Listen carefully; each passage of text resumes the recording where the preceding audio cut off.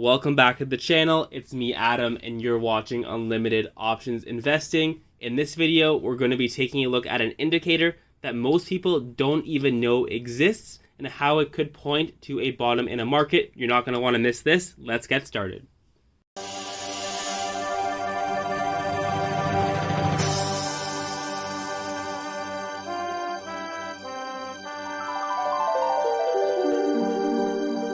Alright, so the indicator is the breadth thrust indicator, and for those who don't know what breadth is, it refers to how many stocks are participating in a given move in an index or on a stock exchange.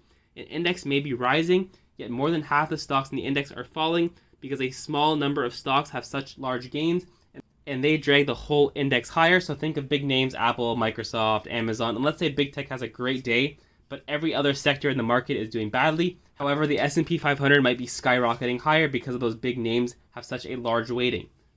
So a breadth thrust is exactly what you think it means. Essentially, all stocks are moving at the same time higher.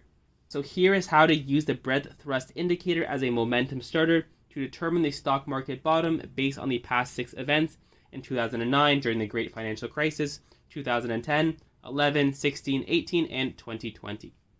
So the breadth thrust indicator using the percentage of stocks above the 50-day moving average for the S&P 500, and this is this chart over here, which we'll get to afterward, has been rising with strong momentum since the low in June of 2022, and this could be a meaningful momentum starter, marking the stock market bottom again in 09, 10, 11, 16, 18, and 2020.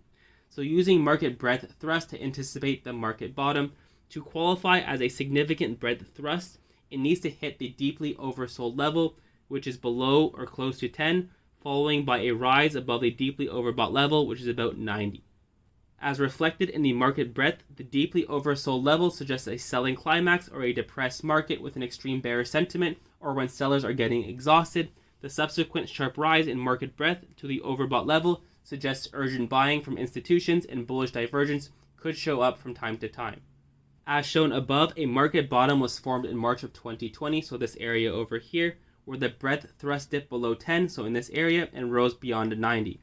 This strong momentum of the breadth thrust started the bull market despite the market sentiment being very, very bearish because of the pandemic. In December 2018, so this area over here, the S&P 500 had a strong sell-off as a shakeout, breaking below the support level at 2,500. Similarly, the market breadth dipped below the oversold level and rebounded to 90, marking the market bottom in 2018. Currently, the breadth thrust is at a 76 with impulsive momentum similar to 2019 and 2020. A test of the overbought level is essential for the current breadth thrust to qualify, as the momentum started to kick or start the bull run. So that's where we are over here, and this article was published on August 4th, so just maybe a week ago or so, and since then the market has still been climbing and inching a little bit higher, so we can expect that this is still relatively intact.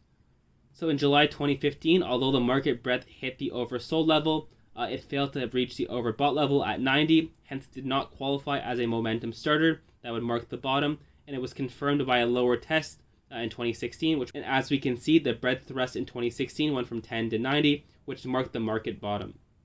During the global financial crisis in 2008 to 2009, there were 3 instances where the market breadth dipped below 10, yet the subsequent move did not reach the overbought level at 90.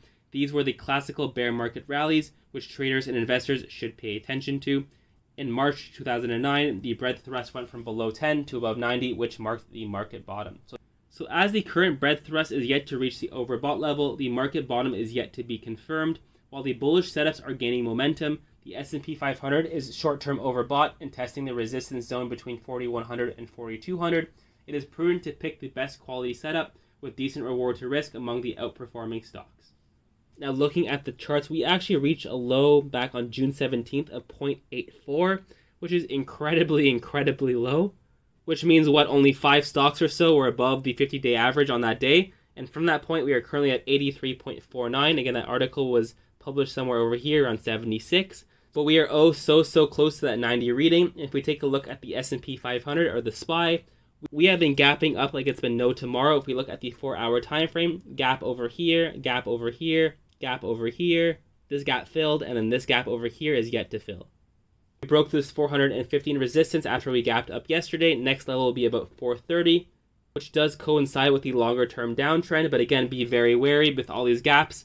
if we are able to hit that 90 reading on the 50-day average and that breadth thrust goes from oversold to overbought, perhaps, just perhaps, and if I'm a betting man, that bottom is in for the year. The bear market could be over, and we could for sure see more lows, especially if we do fill in the gaps, but there is a pretty good chance that this could be the low moving forward. That's the end of the video. Thank you very much for watching. Let me know in the comments below what are your thoughts on the breadth thrust indicator. As always, subscribe, like the video, and I will see you guys in the next one.